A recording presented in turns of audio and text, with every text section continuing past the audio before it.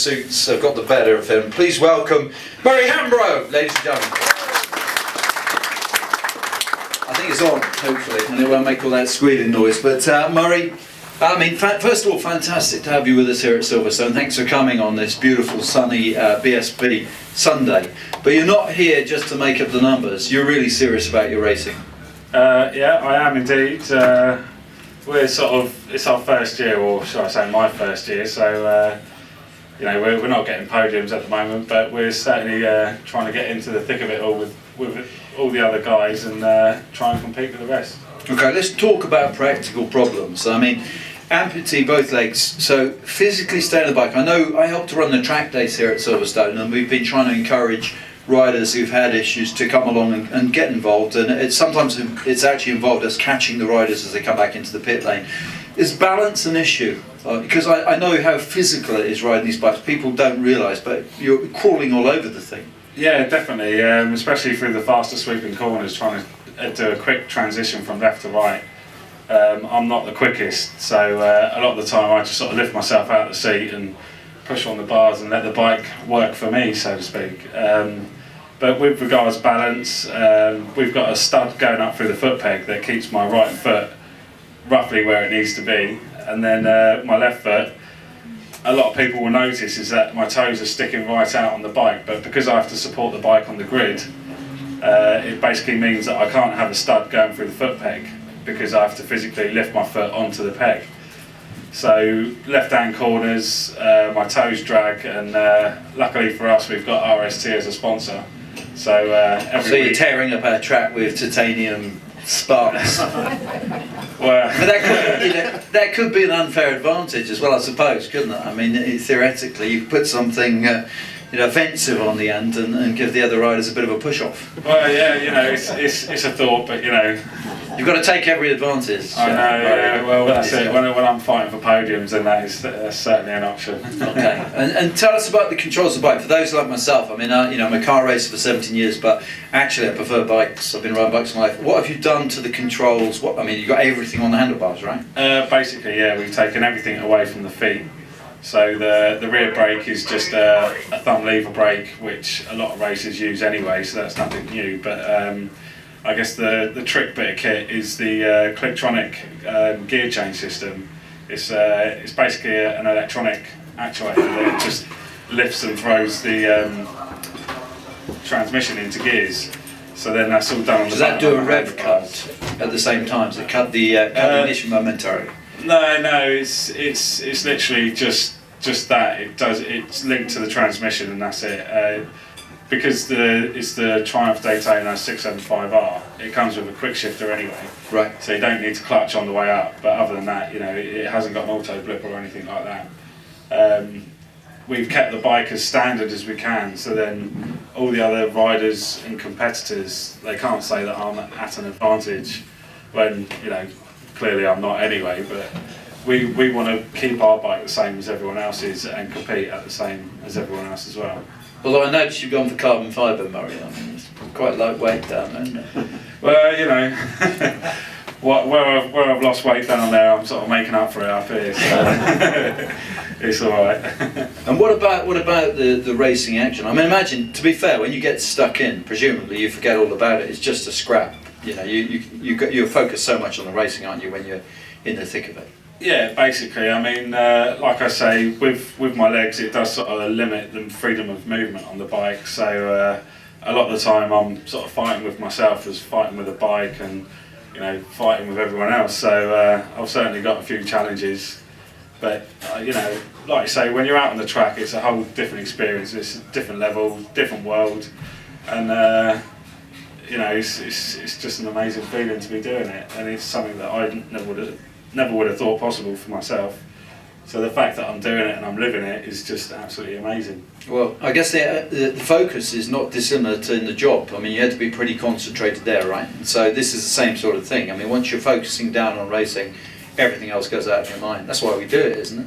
Yeah, definitely. I mean, my role from when I was in the army, I was a vehicle commander, so I was doing 7 different things at the same time, you know, and I was used to it. So to take that and put it here it's not too dissimilar. So basically, you know, I've sort of come to grips with it, and I'm getting there. It's just for me to sort of keep progressing, gain the experience that I need to, you know, move further and, you know, compete a bit better. Are you a married man? No? I am indeed, yeah. Yeah, I bet the wife was delighted when she went.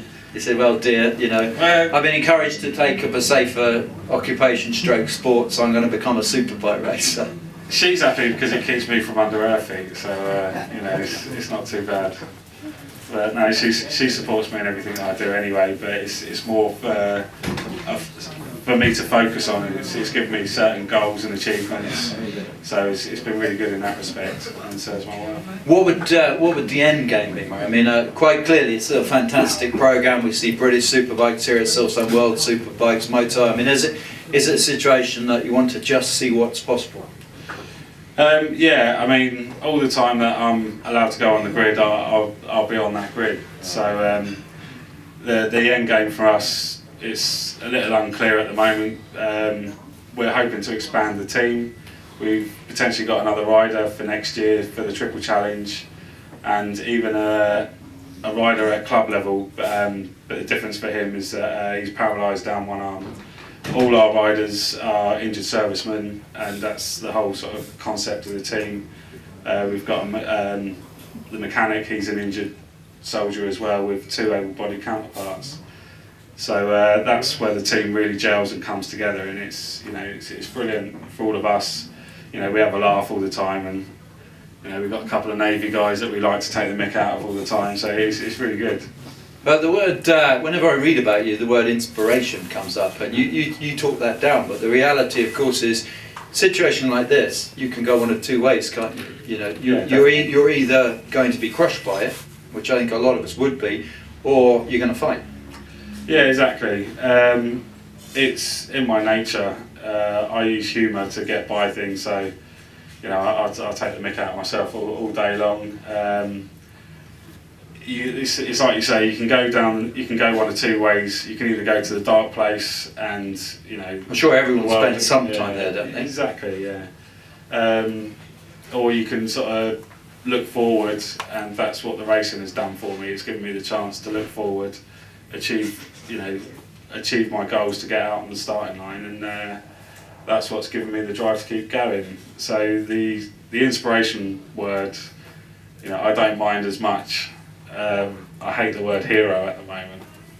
For me, but the inspiration's great because people will see you out there doing it, yeah, exactly, pioneering it. They might, you know, they're going to think to themselves, actually, you know what? We've received emails and had people approach us and say that if it wasn't for them seeing me on the grid racing, they would have never thought it possible for them to ride a bike ever again. Right. So the fact that they've gone out, researched what they needed to do to get on a bike, and they're actually going out and doing it. You know, like you were saying, we're seeing more riders who've had amputees, and we've got actually a track day rider regularly with one arm paralysed. Yeah.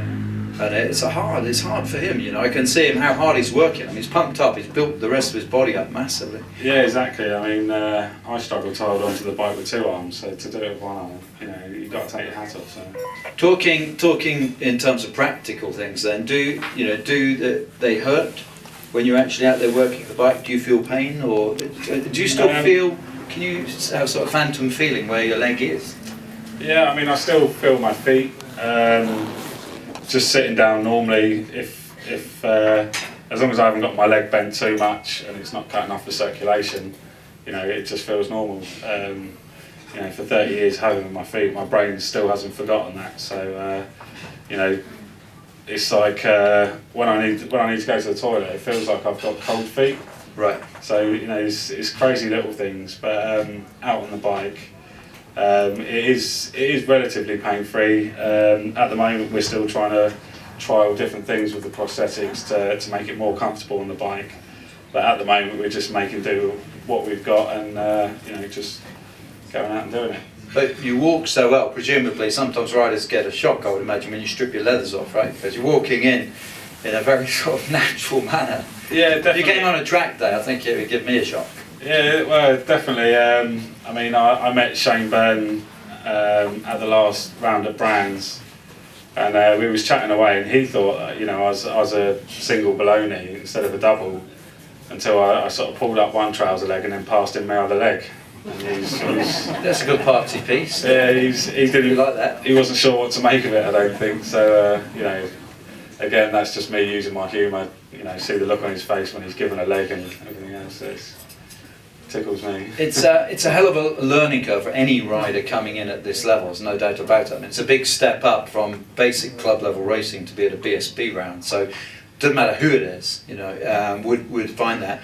Where do you feel you can find time? Is there time in improving the prosthetics, or is there time in you generally, or? A bit of both. There's time in improving prosthetics, because when you're comfortable on a bike, you're going to go faster anyway.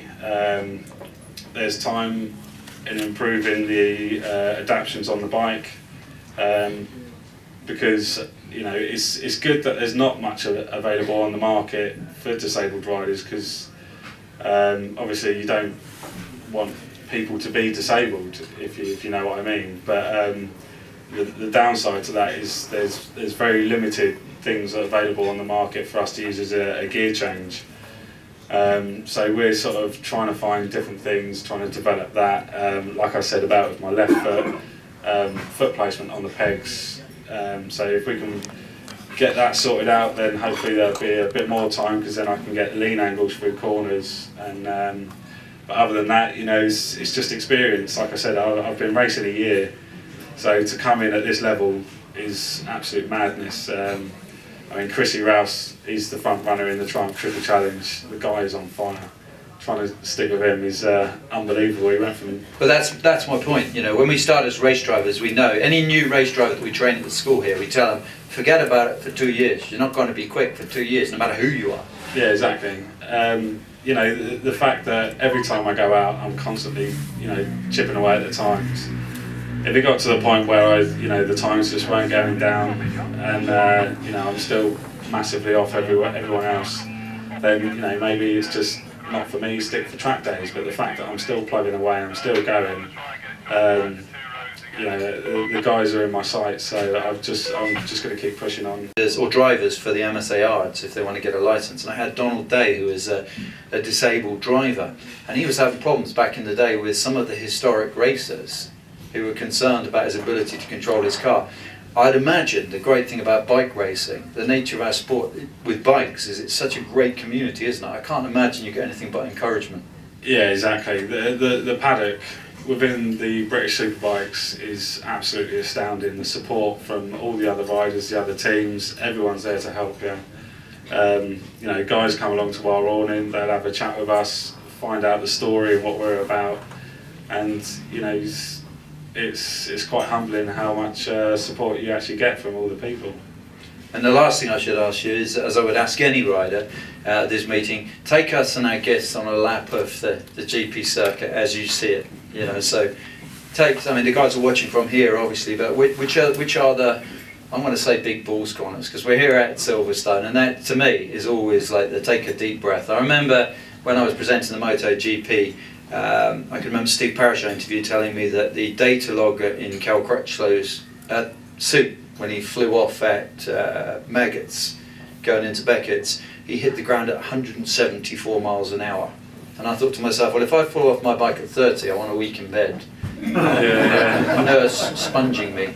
But I mean, round here, if you have an off, it's a big off, isn't it? Well, this is it. I mean, Silverstone is such a fast circuit anyway. All the flowing corners. You know, when you're going to come off, it's going to be fast, and chances are it's going to hurt. Again, look at Shane Byrne yesterday. When he had his off, he's now on crutches, getting back on the bike. So, you know, it sort of says the dedication to some riders. But for the balls out corners, you know, every corner's a balls out.